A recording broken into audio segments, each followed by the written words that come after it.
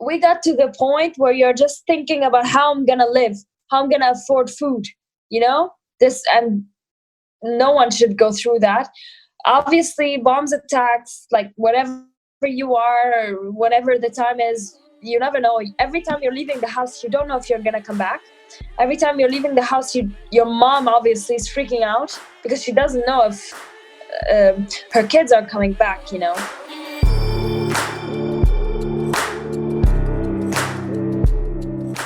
Hello, friends and damn givers. Welcome to the Let's Give a Damn podcast. I'm your host, Nick Lapara, and this is the show where we chat with people who saw something wrong in the world and gave a damn about it. My hope is that today's conversation will help you give a damn in your world wherever you may be. How are you, friends? No, for reals. Like, how are you? We're still in the middle of a seemingly endless shitstorm, and sometimes it's hard to find and see and recognize the good happening around us. Yes, I know I have that problem. And friends, I don't want our relationship to be a one-way street where I talk to you once or twice a week through a microphone and you just sit there and listen. I want to know how you're processing through these conversations that we're having on the show. And I genuinely want to know how you're doing. I want you to be part of the Let's Give a Damn family for a long time to come, because we're not going anywhere. So don't burn out. Pace yourselves and let me know how I can help you do those things. My email is always open to you at hello@letsgiveadamn.com. I mean it. Shoot me a note anytime. My guest today is a fantastic human, Yusra Mardini. Yusra is a Syrian refugee. In 2015, she and her sister and 20 other refugees made their way out of Syria toward their ultimate destination of Germany. Her story has gone all over the world because of some very significant things that happened during their trip. For one, 15 minutes into the trip, the engine on their boat stopped, and she and her sister had to tread water for 3.5 hours, and the story is just wild. She'll go more in depth in our chat, but as I talked to her, I was reminded of a powerful poem that I have read many times, and I've read to you on this show before, by Worcestershire, called Home. A few of the lines go something like this. No one leaves home unless home is the mouth of a shark. You only run for the border when you see the whole city running as well. No one would leave home unless home chased you, fire under feet, hot blood in your belly. You have to understand, no one puts their children in a boat unless the water is safer than the land. Google that poem so you can read the rest. It is beyond powerful. But it spoke to me because it directly correlates to what happened in Yusra's life and in her story so far. She went on to compete in the 2016 Olympics in Rio as part of the first ever Refugee Olympic Team. Since then, she has spent time with world leaders. She is a Goodwill Ambassador for the UNHCR, and she continues to train each and every day as a swimmer. Bottom line, Yusra is a badass. She's a powerful woman, a damn giver, and I'm so excited to introduce you to her today, or her to you today. Either way, I'm so excited. Before we jump into our conversation, I want to give a massive shout out to this week's sponsor, Red Kap, a wonderful company that makes workwear and uniforms. I love Red Kap for many reasons. One, they're a Nashville-based company. I am here. They also champion the men and women who are out there committed to making our communities thrive. Everything they make, from shirts to coveralls, is crafted with purpose and on purpose. They are a no-bullshit company. What you see is what you get. And what you're getting with Red Kap is a group of people who genuinely give a damn about work and a life done right. So from now until July 31, you can get 20% off your first purchase at redkap.com with the promo code GiveADamn. That's redkap.com with the promo code GiveADamn. You'll get 20% off between now and July 31. I also worked with them last month to interview amazing damn givers that are beautifully contributing to their communities during this global pandemic. You can see more from that series by going to redkap.com/community. Go check it out. Wonderful interviews, wonderful damn givers. Okay, let's get started, shall we? As always, my email is hello@letsgiveadamn.com. I'd love to hear from you. And here's my conversation with the fascinating, wonderful Yusra Mardini. Let's go.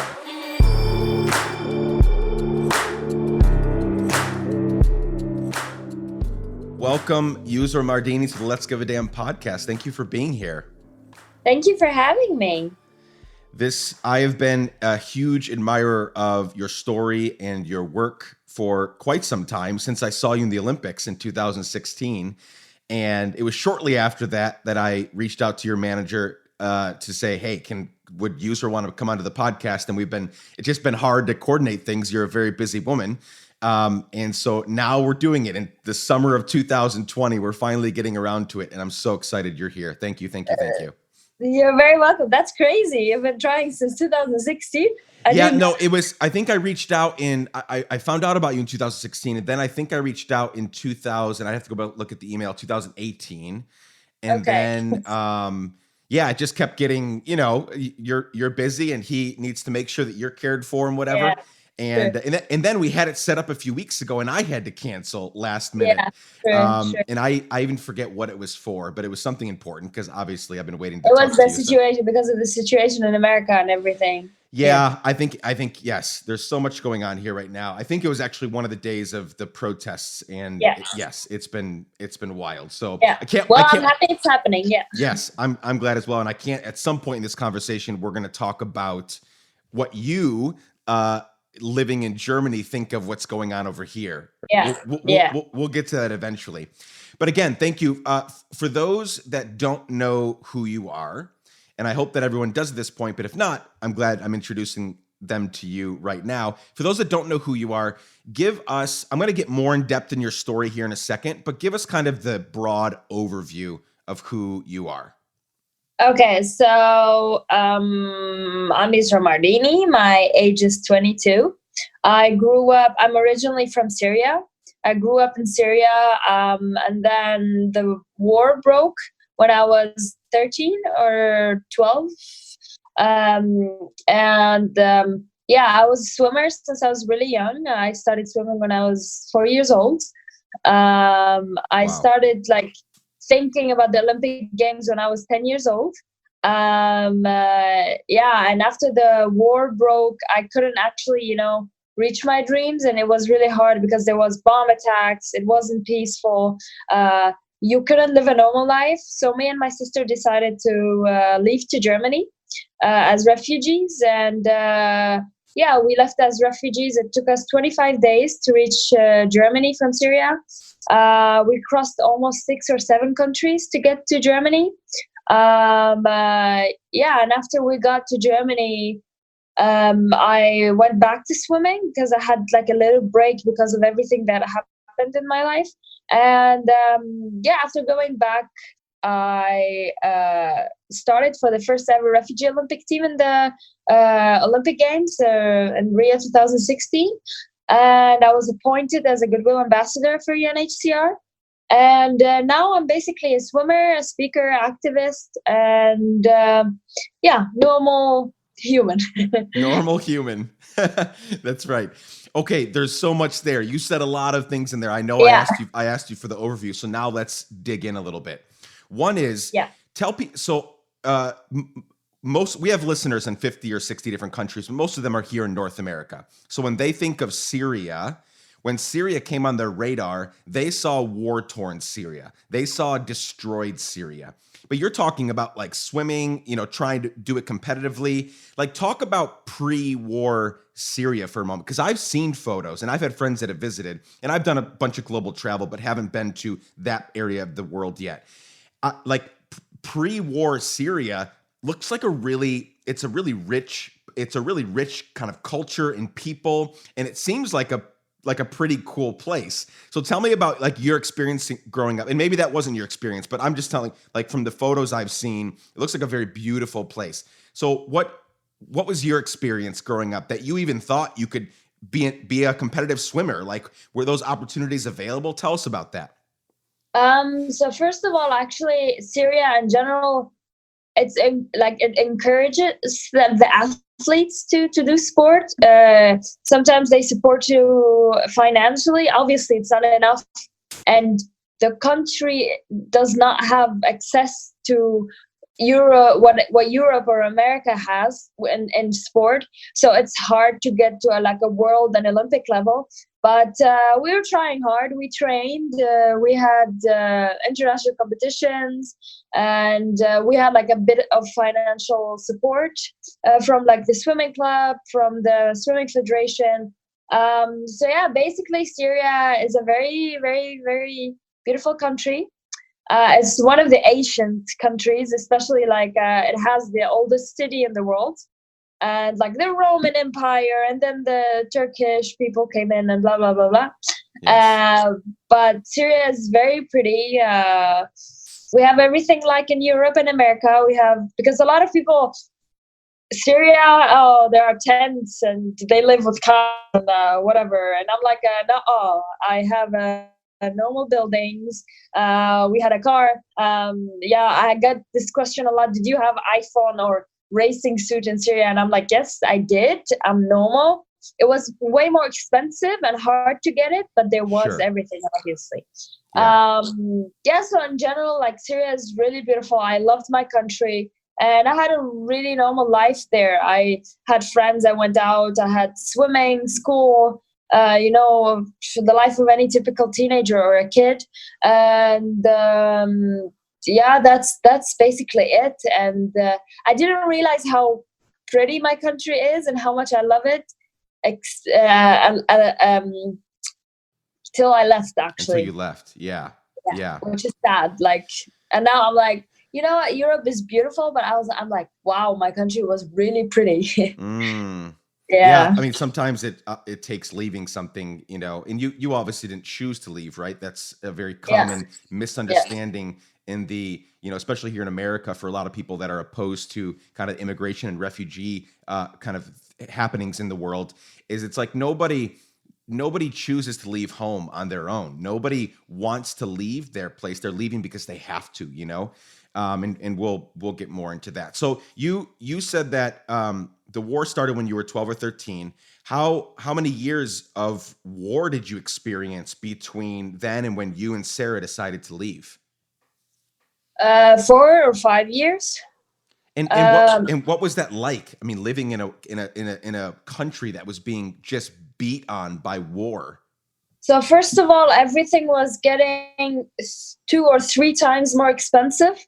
I had to Mm, work with the age of 15. My sister had to work. My mother had to work.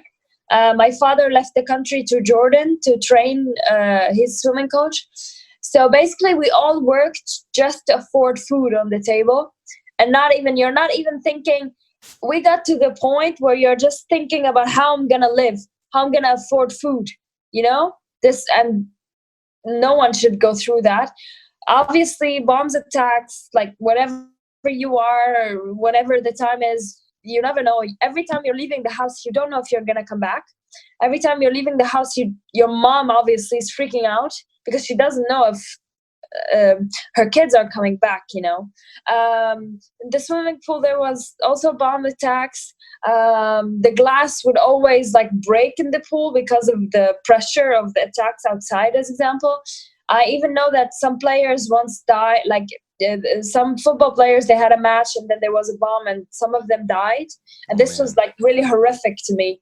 And so living this every day for 4 or 5 years, at one point it became normal, which is very, very sad. Like, no, I don't want it to be normal because it's not. So that's actually the reason why we left, because we were like, you know what? I can't work all of my life just to afford food on the table. I can't. This is not the purpose of me living on this planet. I don't want this to be my life. So that's why we left. I thought also, even though I'm so young, I thought of my kids. I thought of my future life. Family, Like, yeah. yeah, do I want like to lose someone? No, I'd rather try to almost lose my life actually on the trip to Germany than almost lose my life every day, than being in this fear every day. So that's why we decided, okay, we'll take this dangerous trip, and we will try, actually, because we're human in the end, and we will. You want to always try to survive and have a better life.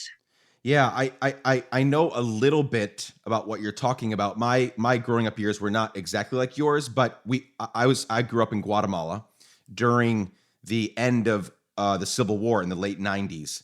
Yeah. And it felt exactly like what you just described, where when you left the house, we had this thing that nobody left the house if you were on bad terms with anybody. Like if you're going to the store Yeah. or if you're going shopping, it didn't matter what you were doing. Like if you had something that you had with your sibling or your parents, like take care of that shit now and always say, I love you, always give a hug. Cause we just didn't know. I mean, a lot of my friends were kidnapped. They were, I was caught in the middle of gunfire. I almost got kidnapped once. Like it was that we lived in that constant fear, but as you pointed out, it became normal where you can't stop going places. You can't stop living. You have to go swimming. You have to go to the store. You have to go hang out with your friends. And so you just do it, crossing your fingers, hoping that today's not my day. Especially also we were teenagers. We were like, if you want to if I'm going to die, I'm going to die. But then think about your mother. I'm like, Mom, if I'm staying home or I'm going out, I'm going to die I'm going to die anyway. So why don't I go out? Because even if you're sitting in your home, that can also be bombed. And so this was our saying always with the teenagers were like, oh, we're going to go out. Like, I don't care. Like what's meant to be will be, So and getting to that point is really sad. I realize no one should ever think that way, that it's okay to live in a war and to be in constant fear every day to lose your life. So that's why we decided, no, I want to leave. I want to try. Yeah. So you and Sarah left, but are your parents still there? How did that conversation happen? Like, hey, we're leaving, or were they encouraging you to? What all went down there? Nope. They were really against it.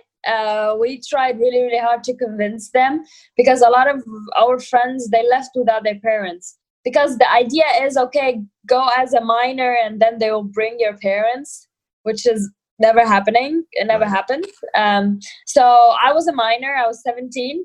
And my dad was like, after we really tried to convince him and everything, he was like, find someone I can trust and you can go with if someone is going. And then we found his cousin. And then we told him, oh, look, we found him. And then he said, okay. And obviously my mom said it's okay, but she was crying the whole last week because it happened so fast. We didn't plan for it. Everything happened in 1 week. I had to say goodbye to everyone I know in my life in 1 week. And after that, we left with the cousin, and we didn't take my mom and sister because we didn't want them to go through something like this. I didn't want my little sister seeing horrific things, or I didn't want her to remember stuff like this. I want her to be at peace and everything. So we said we will go through it and then we will bring them because I'm a minor, which didn't happen. So after we arrived to Germany, after 6 months, we kind of gave up on the minor thing and we told them come the same way we came. So my father, my mom, and little sister came together after 6 months, the same way. But it was way easier for them because the police was protecting refugees. UNHCR was protecting a lot of organizations. The awareness was so high that Germany was also helping. So they did the trip in 1 week, but we did it in 25 days. That's incredible. So that was my next question was, do they live in Germany, Hamburg, where you live, or do they live somewhere No, else? they live in Berlin. I'm the only one in my family that I live in Hamburg. I live here because I train in the Olympic Center. So that's why I moved to Hamburg 2 years ago. Got it. Okay. So take us on this journey, you and your sister Sarah, and later on I want to mention, I know Sarah's not on this call, but Sarah's also done some really, incredible stuff. She's been arrested. I've been following her story as well. You both are just doing incredible things. I'm just very honored to even be speaking with you because Sarah as well she's a badass. She's amazing. A tough one. She's a tough one. Yeah, exactly. But so you and your sister decide to leave. What is that journey? So how long does it take you to get to the boat? And then the boat is obviously what happened on your journey in the water is what kind of made your story kind of, for lack of a better term, go viral because of how intense it was. How long did that take you to get onto the boat? And then obviously it was days and days in the boat. So the thing is that we stayed a whole week in Turkey because we needed like to. Sorry. No, it's fine. We needed to stay in Turkey for like a whole week to find smugglers, because you can choose to go by like by borders or in the water, like by Right. land or water. So we obviously the land thing Takes never. longer. And it takes longer too, right? That's the point of going in the water because it kind of cuts through, No, or no? actually, it takes longer, but it's also it's really dangerous, and it never like it was 1% chance that we cross. Oh, geez. So we obviously had one choice, which was the water, and yeah, when we got like we found the smuggler and everything, we stayed on an island, I think in Izmir, for 3 days. Obviously, you don't have enough food. You have only small bag. You sleep in the woods. There are no bathrooms. Again, you don't have enough water or food. And after 3 days, we got on the boat. So the boat is basically a rubber boat, and it's like where you go with your friends to, I don't know, a little of 10 or something. And Right. so maximum there should have been 7 or 8 people, and we were 20 on it. Holy shit. Yeah. So after so when we got on the boat, we didn't realize, and earlier there was a fight between smugglers, and they ripped it off, and this was our boat. We didn't know that. So we got on it afterwards. After 15 minutes, the motor stopped. The motor stopped, and then the water started to get in. So a friend of my dad, he was with us, and then he jumped in the water in the beginning. He jumped for 2 minutes, and then he got out. He was like, "I'm gonna manage everything. Some people have to go to the water. Some people have to take out the water." So some of us were taking the water out. Me and my sister and 2 other guys jumped in the water. We threw everything we had, and usually the whole thing in the water, it takes 45 minutes. It took us 3 hours and a half to get to Greece.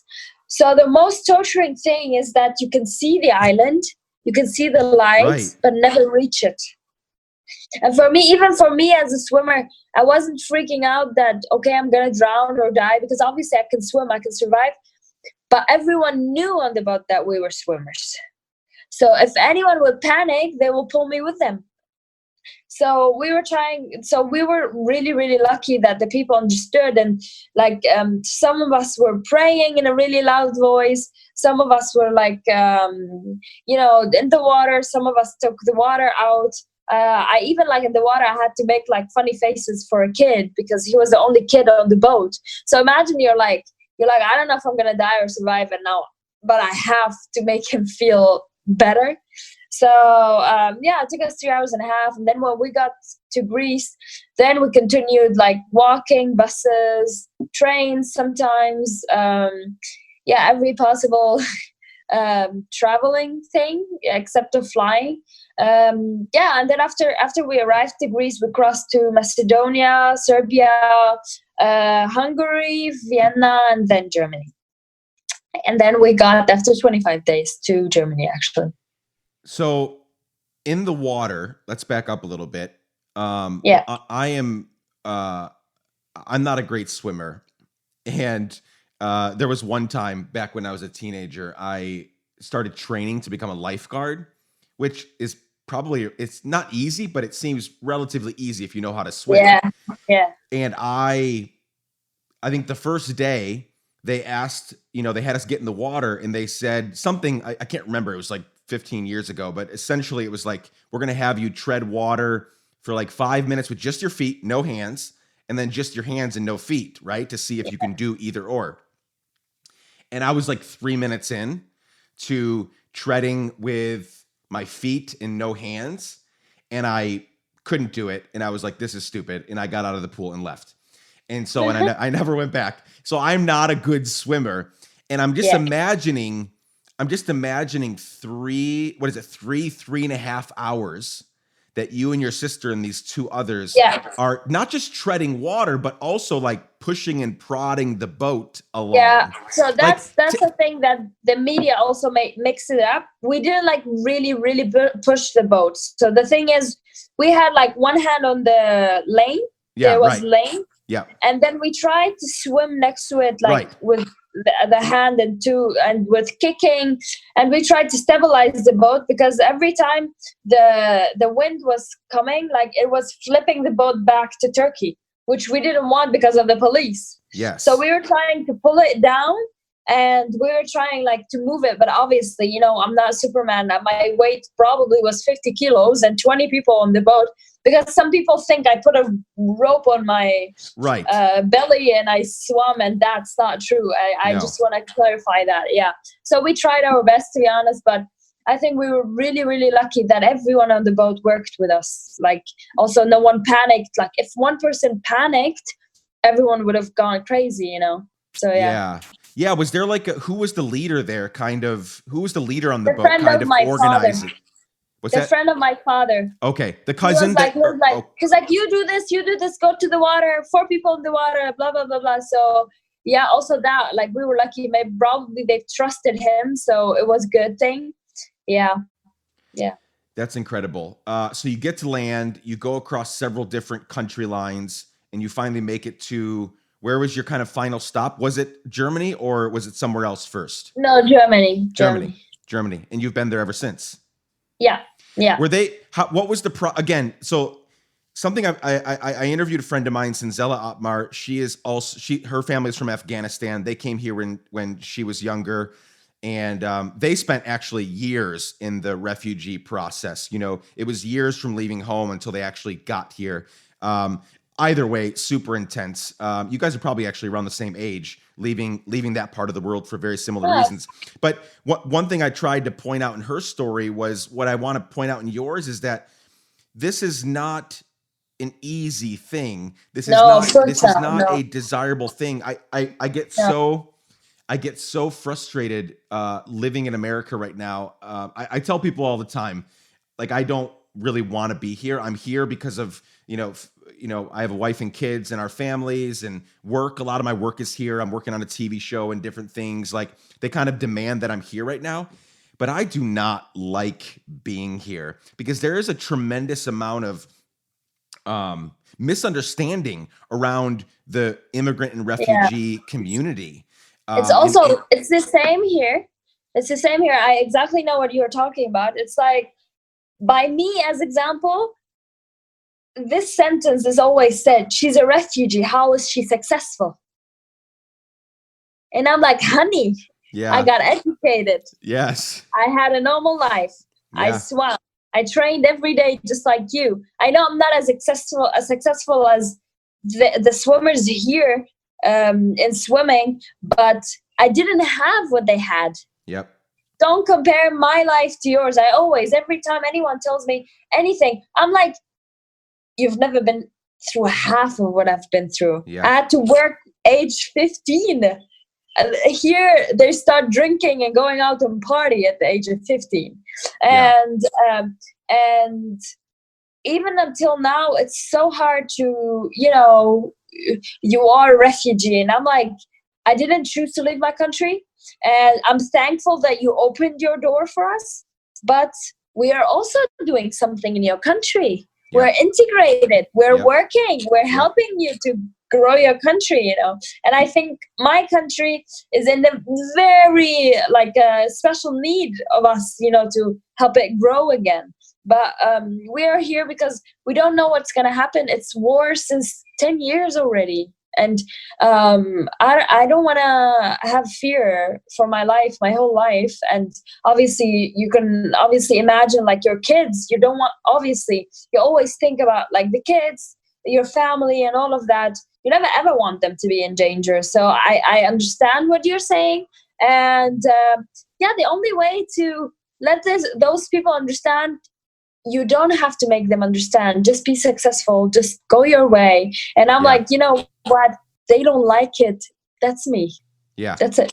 Yeah. Yeah. Yeah. There are so many people that are not in a, they don't live in a teachable way. They don't want to know any different. Yeah. Like, when you arrived in Germany, did you know how to speak German or English No, or, no. English I did, yes, but not German. But but now I not, do. yeah. Yeah. I mean, that's another thing that just frustrates me so much about, I grew up in Guatemala, also a war torn, not as severe as what you all are, you all grew up in Syria, but a war torn country, tons of violence. And, even the kind of marginalized poorer kids that I knew growing up, they could speak English perfectly, plus Spanish, plus sometimes they're like family dialect from wherever they came from. They could speak Yeah. several languages. And I moved back to the States in my 20s, and then I was like, people here, like, there's such a superiority complex. We are better, we are bigger, we are more badass than everybody else. And I'm like, Yeah. you can barely speak your one language, Yeah, and true. and you've never left, like, you kind of stayed within your 3-state radius. You've never even left the country. I mean, I have Yeah. so many friends that are in their 20s and 30s, and they've traveled to like Canada, maybe Mexico for vacation, but they've never traveled abroad to see the world. And that's, when you talked about teaching people, so much of it is just it's a lack of understanding. It's a lack of, you have formed your world around what the media has told you. And so Yeah. when they did learn about Syria for the first time, it was, they saw, poor kids that had been in the middle of a bombing, and they saw broken down buildings. Also the media, unfortunately, Yes. only show the bad things about Syria and what's happening and all of that. Some people don't know that Damascus is still standing. Yeah. Not a lot of buildings are destroyed in Damascus, as example. Yeah. Latakia, even Aleppo. I have friends that live in Aleppo still until now, after everything that happened. Wow. So no matter how bad you imagine war anywhere in the world, there is normality. Yeah. There will be normality because life goes on. And some people don't leave the country. Some people they don't have the money, they don't have the courage, and they try to build again and again. And some people even in Syria, they didn't lose anything. They have their home, they have their families. But obviously it was hard for all of us. But like, as example, okay, I didn't have a home. Our flat was destroyed. Our car was destroyed. And then after that, we had to rent a flat, and then they will go higher every time we go to another.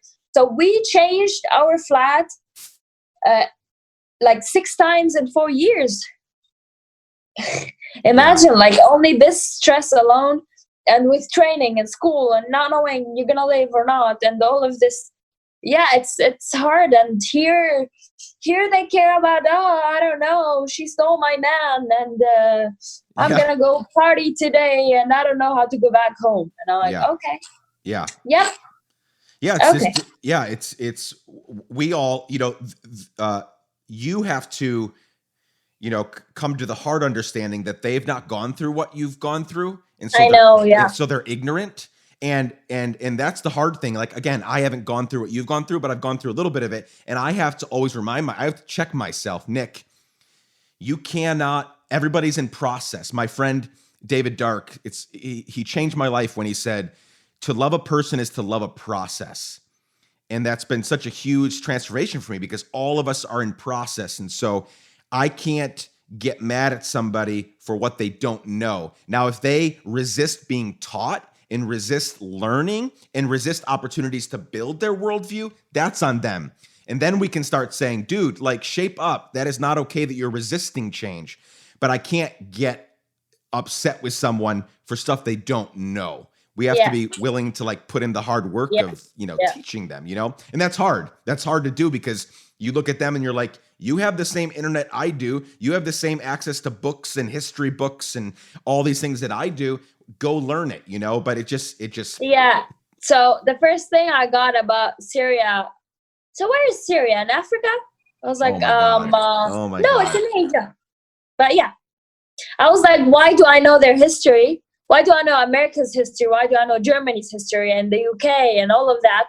And they know nothing about mine. Yeah. In school, I was like always studying history about everyone.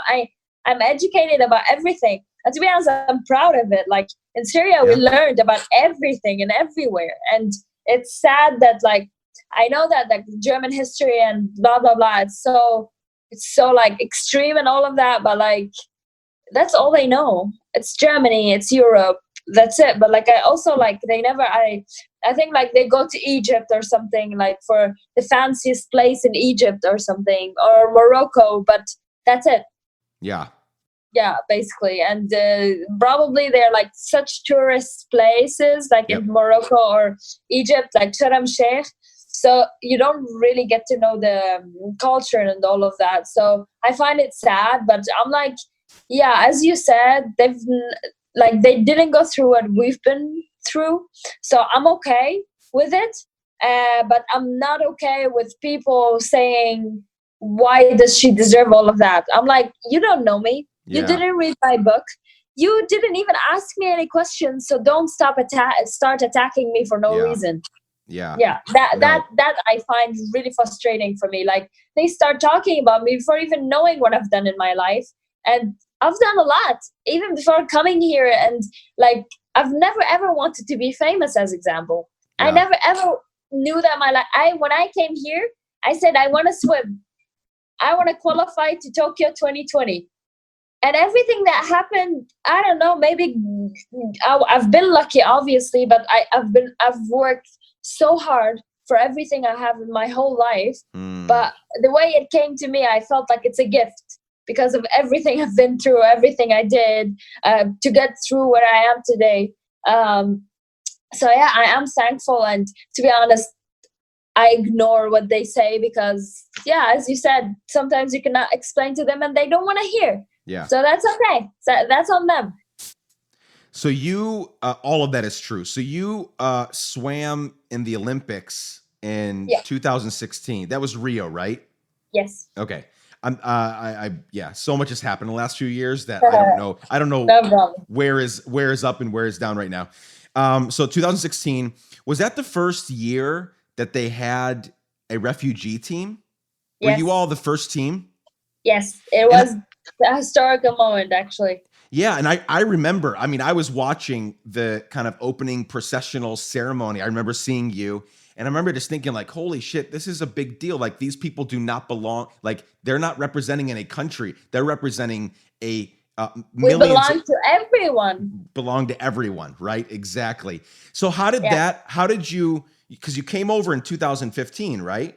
Yeah. So what was the process to, kind of, whose radar did you get on? How did you get involved in this enough so that you were in the Olympics like a year later?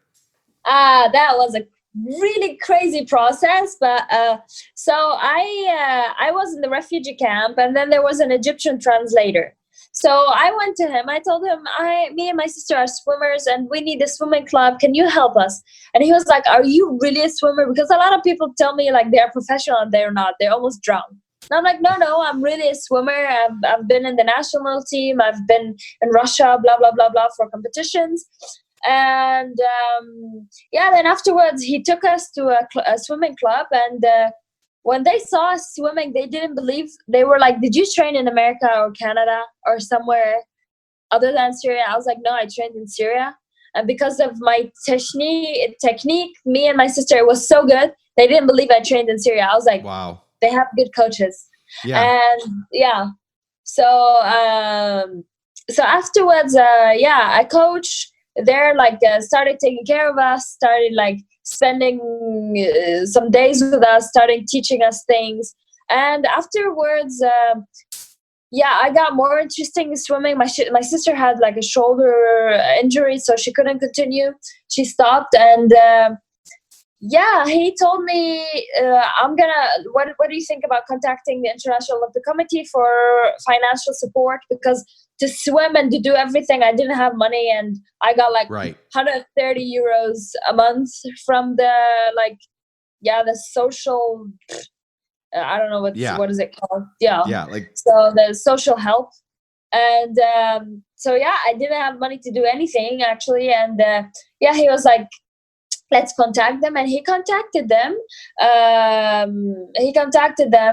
And yeah, then they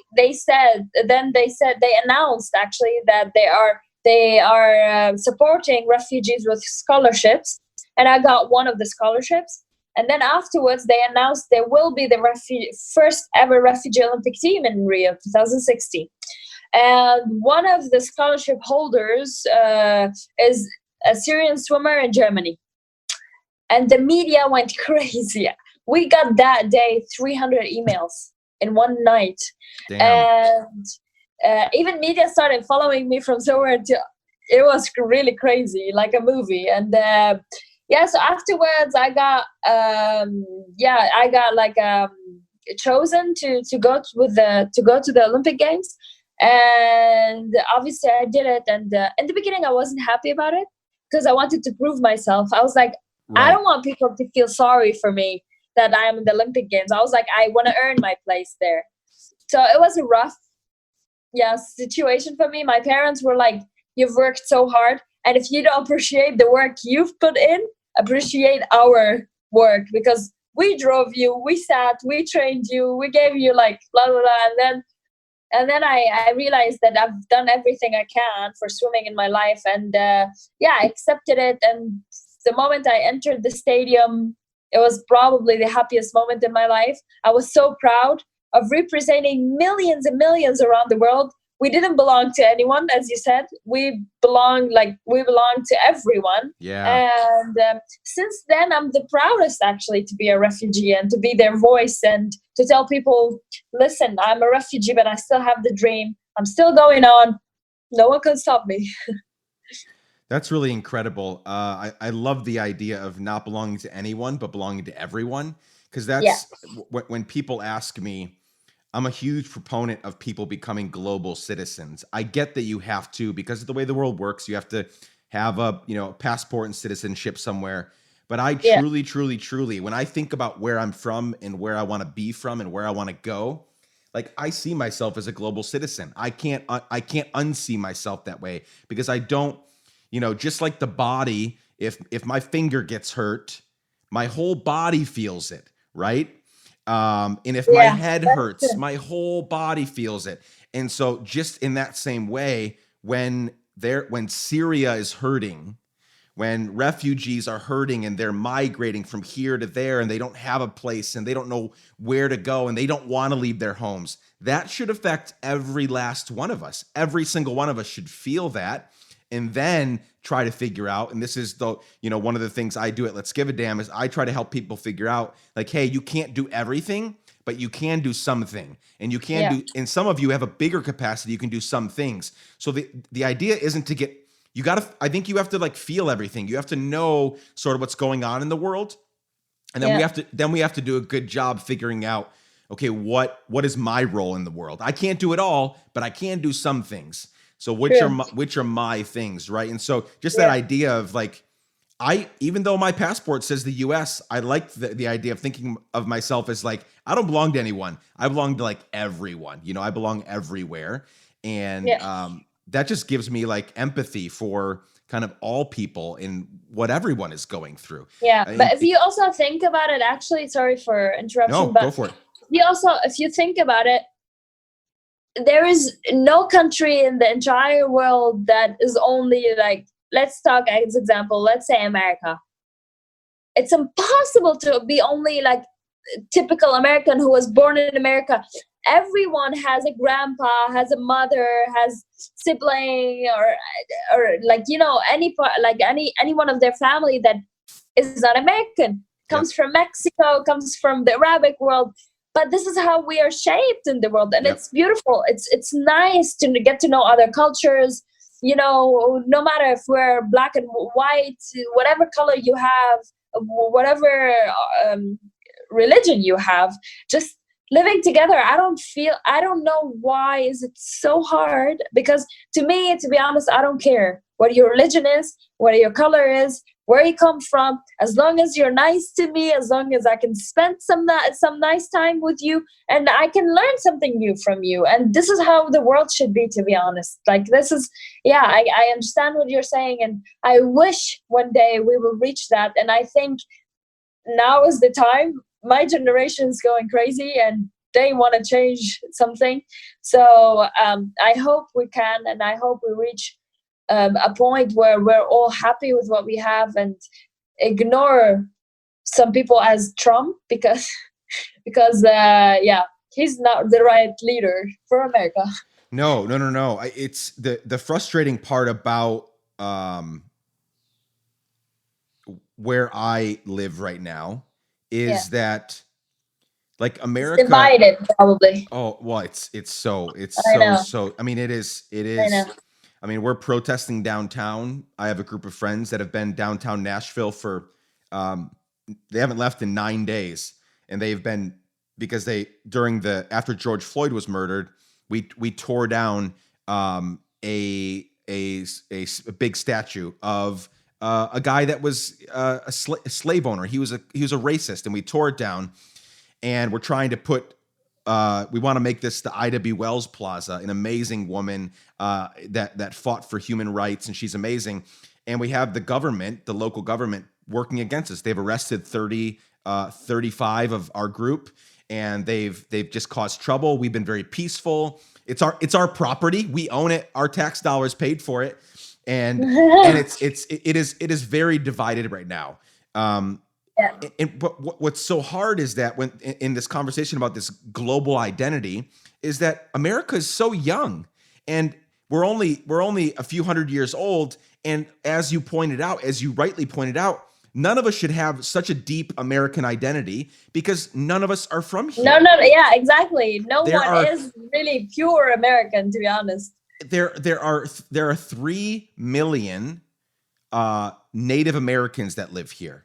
We're a country of 330 million people. So less than 1% of the people are Native American, which means we have continued over time. Not only did we come here to rape, pillage, and steal, not only did we massacre them and steal their land out from in front of them, over the years, we've continued to perpetuate that oppression on them to the point where now they are less than 1% of the population. And we've kind of, yes, there are Native Americans that live all over, but most of them live on their reservations that aren't being supported by the government. They have very few hospitals and very few schools and very few grocery stores. And we've continued that oppression until today. And so it always boggles me when, Trump has really rallied. He has really kind of riled up the base, and people are so excited about Make America Great Again, and this is the best country in the world, and we're so American.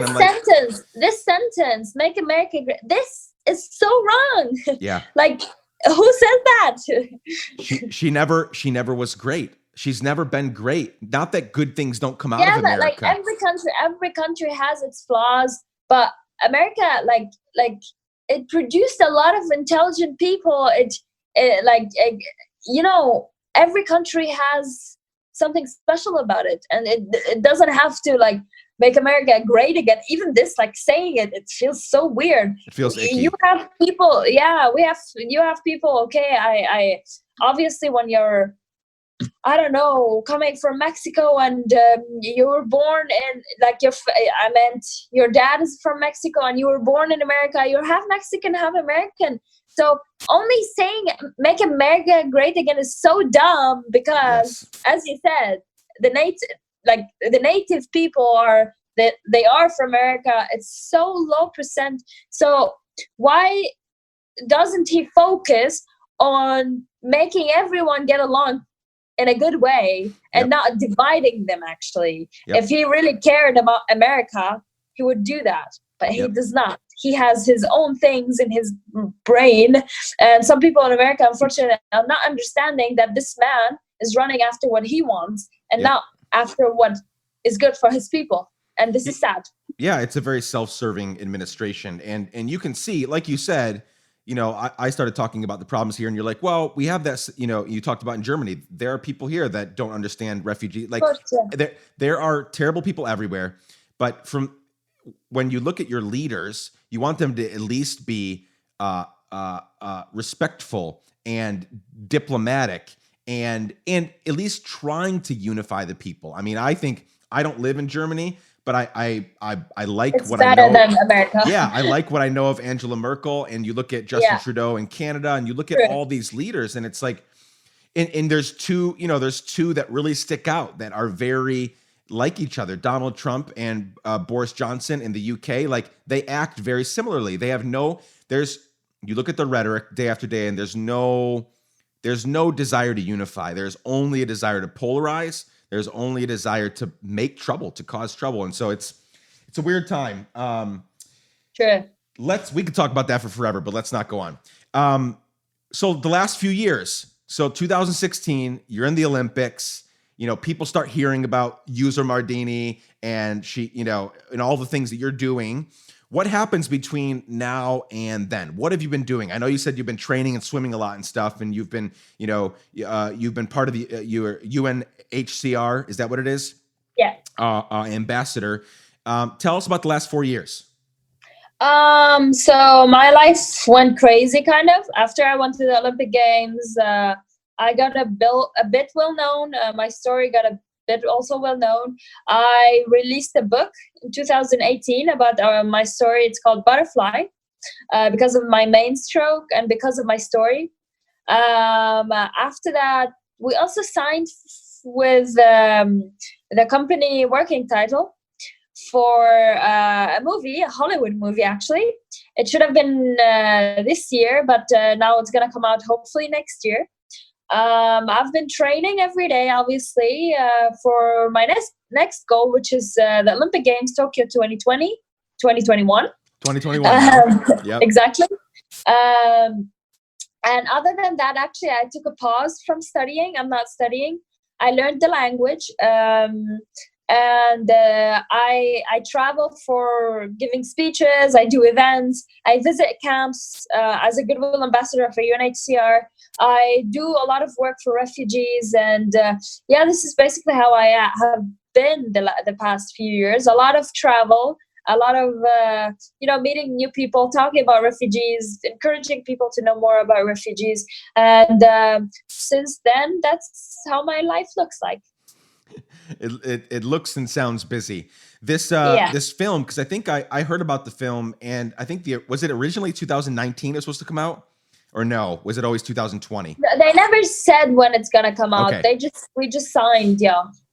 Are you all acting in it, or is your story in the movie? No, it's the story. And the other actress is acting me, and I already met her. She's amazing. She's wonderful, and I'm very happy that she's me.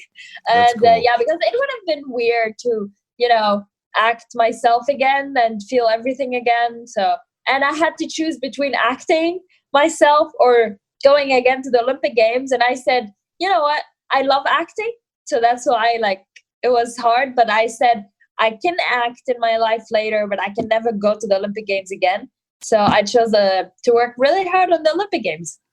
Yeah, so let's talk about your sort of mental, physical health for a second, because one of the things that I always focus on with people who I think are giving a damn and who people I want to give a damn is to use a sports analogy, it's a marathon, not a sprint. The idea is you're in this for the long haul, right? Not 2 years, 3 years, and then you burn out. So you have already seen more than most people have seen in a lifetime, and you're only 22, 23 years old. You have a film being made about your story. You wrote a book. You've been in the Olympics, and now you're training for the Olympics next year. There's a lot going on. You said you speak, and you're UNHCR Global Ambassador, Goodwill Ambassador. So how are you taking care of yourself? How are you staying sane and healthy? And I know that part of your journey is staying healthy for the Olympics. So that obviously probably makes you feel good to be exercising and swimming a lot, but it's also a lot of work. So how are you kind of, keeping a good pace so that you don't burn out? To be honest, I let myself feel everything.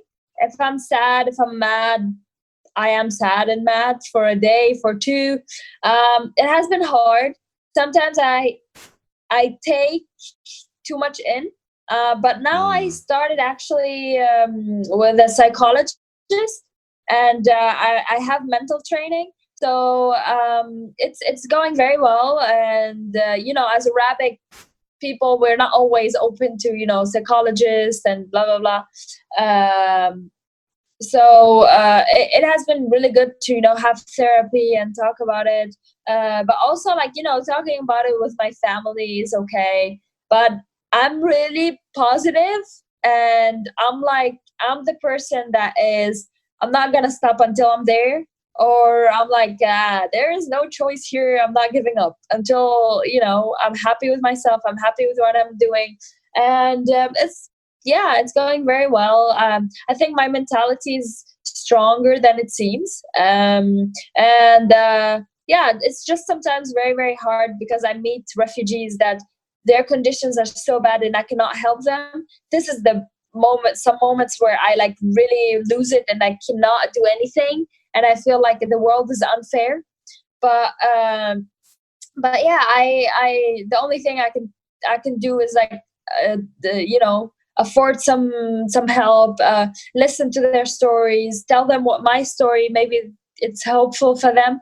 That's how I do it, actually, to be honest. And I don't really like always focus on like that. My mental health is like, oh, is it good, is it not? I just live the life I'm living, and I try to do more positive things. I'm like, the past is in the past. It is a part of who I am, but it shouldn't make me sad because it made me who I am today. Yeah. So yeah. This is always in my mind, because I am like, without everything that happened in my life, even though it was so hard, it is who I am. It's a part of who I am. And it made me this strong person today that can help others, because I was such a shy girl when I was young that I've never expected my life to turn out that way. So I'm really thankful for everything that happened in my life, the lessons I learned, and that I can actually help someone if they need help. Yeah. I love that, because that's sort of how I stay energized as well. Like, I'm not saying that mental unhealth isn't a real thing. It's a very real thing. And for sure. People should go to therapists and they should get medicine, all that stuff. So I already go. I also have a therapist, and I do it. I do it once a week, and it's very relaxed. You don't have to be ill to go to a therapist. Healthy people should go. You can just have someone who's not in the circle. Talk to them about everything you want. It's very nice. But my point there is, I think a lot of people fail to just get moving, to just get going, right? I know. Like, the longer if some shit's going on in your head, right, and it's like, oh, this is a bad thing, the more you sit in it and don't get up and do something, obviously it's going to get bigger, and it's going to feel bigger, and you're going to feel it could lead to really unhealthy things versus, there's shit going on, and I'm going to do, 90% of it's out of my control, but the 10% that is in my control, I'm going to get up and do something. Like when things are really heavy, I get to work. Like, I just start creating stuff and making stuff, because that like keeps me moving forward. During this pandemic, right? We're somewhere in the middle of a pandemic. I never know where we are, because people say it's getting better, but I see numbers getting worse, and who knows. But we're in this pandemic, and a lot of my friends have gotten more depressed and more unhealthy than ever during this time. And when this pandemic hit, like, I got busier. I'm like busier than ever. I have no time for anything. I have a wife, I have 3 kids, and I have 2 companies and a nonprofit, and I have so much to do now because I want to stay busy. I can't sit and wallow too often in what happened growing up, or what happened last week in the world with all, George Floyd's public lynching, or all these other things that are happening. Like, I got to sit in that and realize that it's happening, but then say, okay, what am I going to do about it? I have a role in this. I got to get to work. And so I think that helps with not getting stuck and not getting more mentally unhealthy, Yeah. And again, it's a real thing, but I think people can like move it along. They can work on it. So do you ever, you live in Germany. Do you ever think you'll move? Like, nobody knows the future, but in your future, as you sort of like think about the future, is Syria in the future at all for you, or are you going to permanently stay in Germany? So I don't know if I'm going to ever live in Syria again, but I want to help build it again. Obviously, it's my country. And maybe when I'm older and it's peaceful again, sure, I want to visit. I want to, yeah, I might live there when I'm older, but right now I'm building my future here, and I'm happy here. But I would love to at least visit my country. Yeah, sure. Yeah. So you probably haven't been back since 2015, No, no. right? When you say I want to help rebuild it, like, what is that going to look like? I know you don't know the future, but what is that going to look like to rebuild this country that, again, there are places that are still standing and beautiful, but it is a place that is very much in pain. There's been a lot of I know, hurt. but if anyone was gonna build it, just the kids of this country, So, yeah, rebuild it. I don't know. Maybe really build it. The building buildings. I don't know. Educating some people, because when you go from Europe back, you have a lot of knowledge. You have a lot of experience. You can help. You can educate some people. So this is how I imagine it. Yeah. My family and I have talked quite a bit. So we live in Nashville, Tennessee right now. If there's anybody from Nashville listening, I know there are. We don't like it. We've made that very clear. It's a fine city, but it's not home. I grew up overseas. I've spent time in 30 countries. I've lived all over the US, and being in the South, I don't know if living in Germany, if you know about what it means to be in the South in the US, but it's typically, I know some of it is stereotype, but it's where a lot of the people that are more maybe Trump voting live, and there seems to be a lot more racism down here, and a lot more Confederate flags, people holding on to the past, and so it's a difficult place to live. And so we've talked about we are going to move, and our thought right now is to move to the East Coast of the US, maybe New York City or somewhere close. But we've also talked about like going over, moving overseas. And one of the places that we've talked about, I read a really beautiful book about an American family that moved to Berlin, and they raised their kids there, and they loved it. Like, nice. It's really nice. So yeah, what is kind of the atmosphere in Germany, not just toward refugees and immigrants, but yeah, I mean, do Germans wonder why Americans aren't moving over there because of how crazy things are, or yeah, what's the environment there? Yeah, I don't know any. I know one family that is American German, but other than that, I don't know anyone American that moved to Germany, to be honest. So I cannot give you any advice. Got it. But yeah, Germany is an amazing place to live. It's peaceful. It's way less racist. People can be really welcoming, and you get help for no return, if you know what I mean. And yeah, people are just willing to just have fun, enjoy life, and work hard for what they want, to be honest. So I like Germany. It's just a little bit cold. That's it. Yeah. The winters do get pretty crazy there, don't they? Yeah. Let's wrap up. You've been super kind to give me an hour of your time so far. I have so much more that I want to talk to you about, but let's sort of wrap up with this. I ask this question at the end of most of my podcast conversations. Yeah. I'm interested to hear yours because you do have such a crazy story, and so much has gone on in your 20 something years of life so far. As you think about the future, you've talked about, you've had this incredible journey getting you to Germany, and then someday you might want to move back, and you're in a unique position that your story, so many refugees come and their story does not get the attention that yours did. Yeah. And so the universe, God has been very kind to you to kind of get your story out there so that people can be encouraged.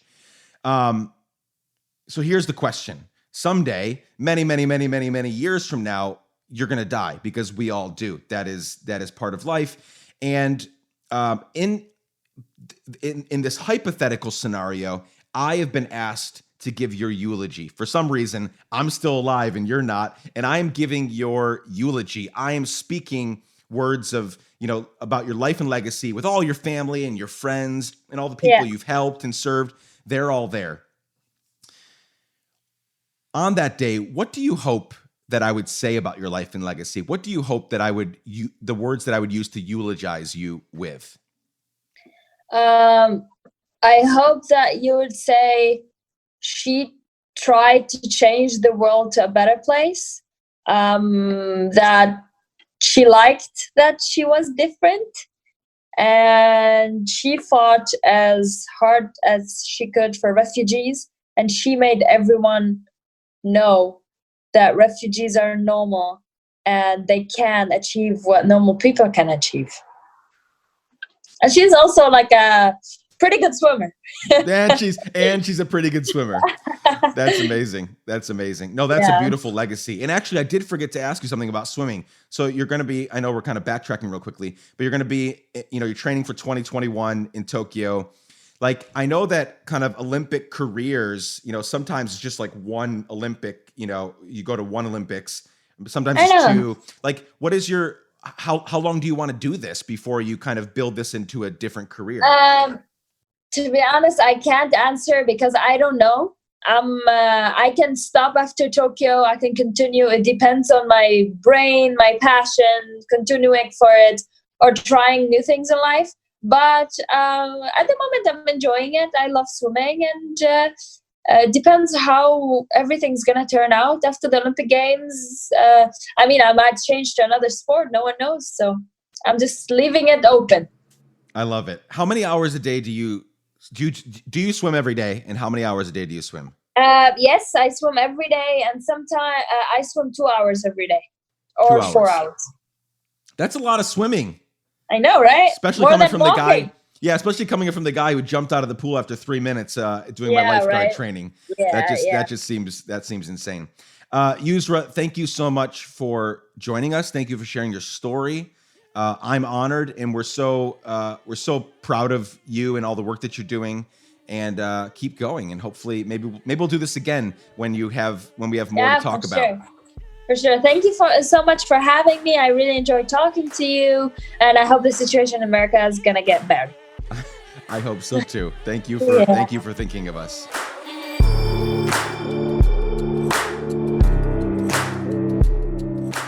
Well, that's the show today, friends. A huge thanks to Yusra for joining me on the show. Thanks you so much for listening, and many thanks to Red Kap for sponsoring this episode. You can find links and more details about the show, including more about our sponsor, more about Yusra, in the show notes by going to letsgiveadamn.com.